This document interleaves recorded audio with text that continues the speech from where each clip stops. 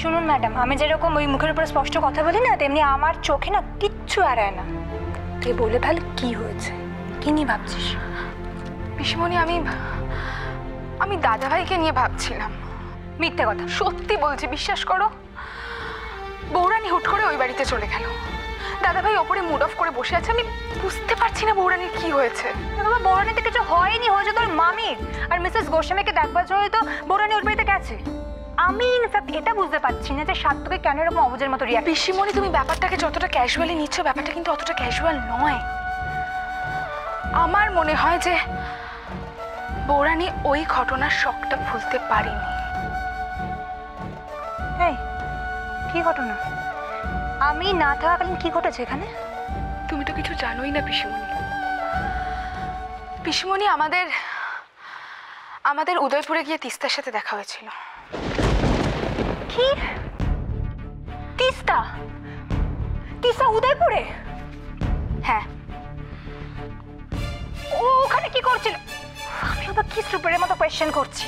ঝামেলা পাকানো ছাড়া মেয়েটার কি বা করতে পারে? কি ডেঞ্জারাস মেয়ে হলে ওই উদয়পুর পৌঁছে গেছে। আচ্ছা, ওটা নয়। আমরা যে হোটেলটায় থাকছিলাম, তিস্তা ওখানে জব করছে।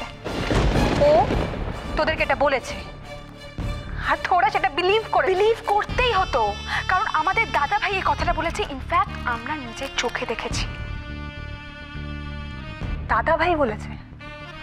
মানে সাত্তু কি জানতো যে তিস্তা ওখানে? তোমার কি মনে হয় দাদা ভাই জানলে হোটেলটা বুক করতো? আমি জানি না। আমি তিস্তা বলে কিছু বুঝতে পারছি না। আমিও ব্যাপারটা কিছু জোর দিয়ে বলতে পারবো না।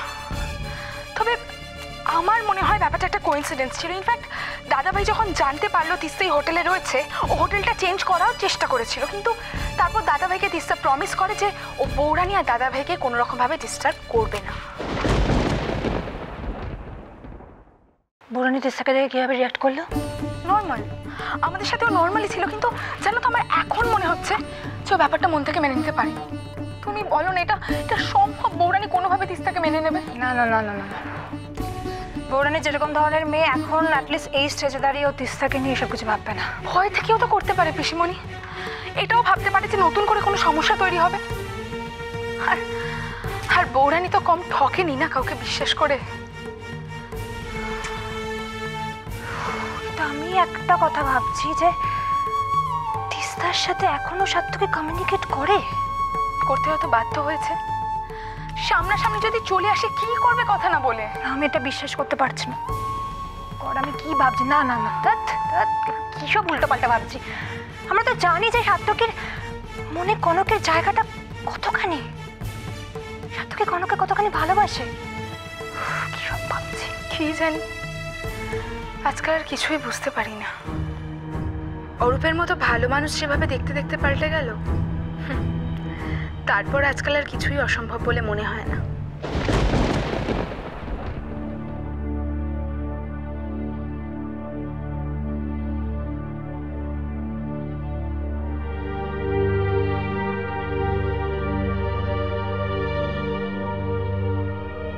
তোর পেটে বেবি নয় টিউমার আছে? কনক, তুই কোনোদিনও মা হতে পারবি না।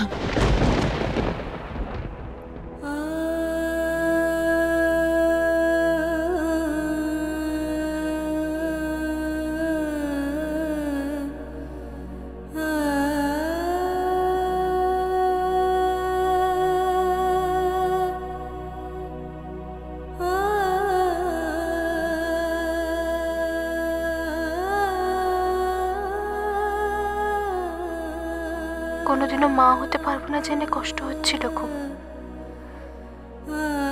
কিন্তু এখন বুঝতে পারছি ভগবান যা করেন মঙ্গলের জন্য। আমি মা হলে হয়তো সংসারে অশান্তি বাড়তো, বই কমতো না। ভগবান তো অন্তর্যামী, তাই উনি নিজেই সব রাস্তা বন্ধ করে রেখেছেন।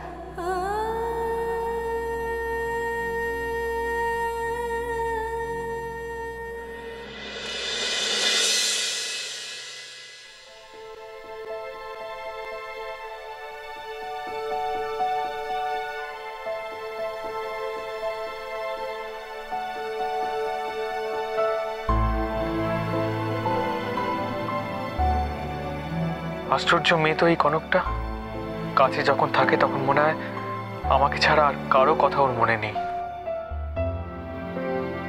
আবার এখন মনে হচ্ছে আমাকে ছাড়াই ও বেশ ভালো আছে। কেন এরকম করে কনক? একটা ফোনও কি করা যায় না?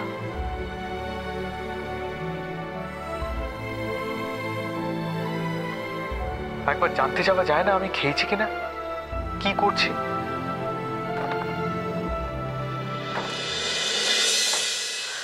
অথচ ওর জন্য আমি একটু আগে অবধিও ছটফট করছিলাম টেনশনে। আচ্ছা ঠিক আছে, আমি জানতে চাই কেন ও এরকম পাল্টে গেল।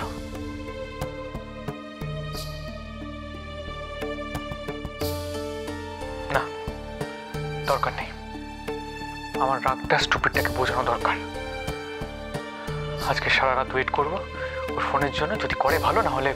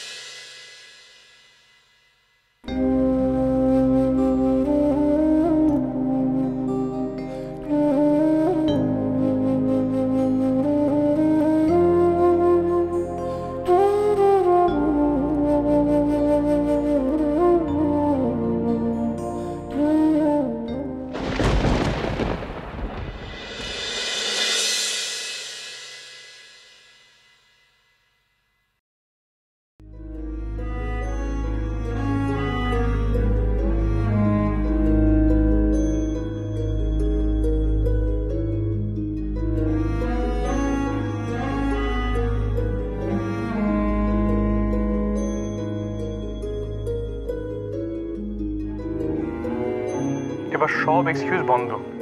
এবারে বলতে পারবে না যে ফোন ছিল না তাই ফোন করতে পারিনি। এসবের কি দরকার? দরকার আছে। আরে বাবা, তুমি এটা আমি রিয়েলাইজ করেছি যবে থেকে তুমি এই বাড়িতে থাকা শুরু করেছো। এটা না হলে আমার ঘুমই হচ্ছিল না রাতে।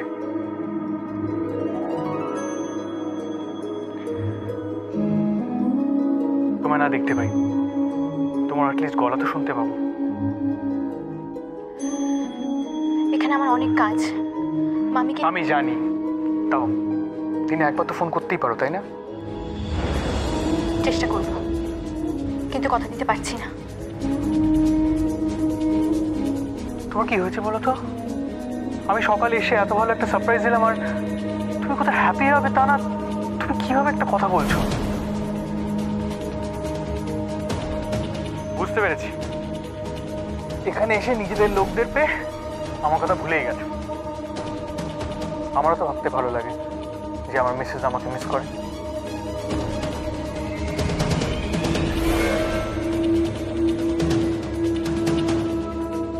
একবার ফোন করলে তো বুঝতে পারি যে এই স্টুপিডটা আমাকে মিস করে, আমার কথা ভাবে। সব বুঝে নেওয়া তো সবসময় সত্যি নাও হতে পারে।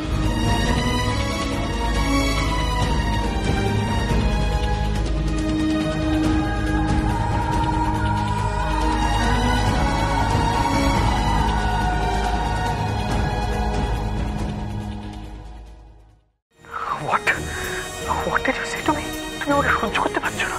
তুমি এখনো তিস্তার ব্যাপার নিয়ে পড়ে আছো? তোর কথাই মনে হলো কেন?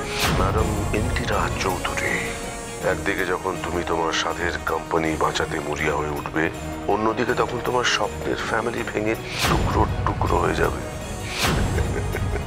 অফিস থেকে ফেরার সময় তোমাকে এখান থেকে নিয়ে যাবো আমি। অসম্ভব। ও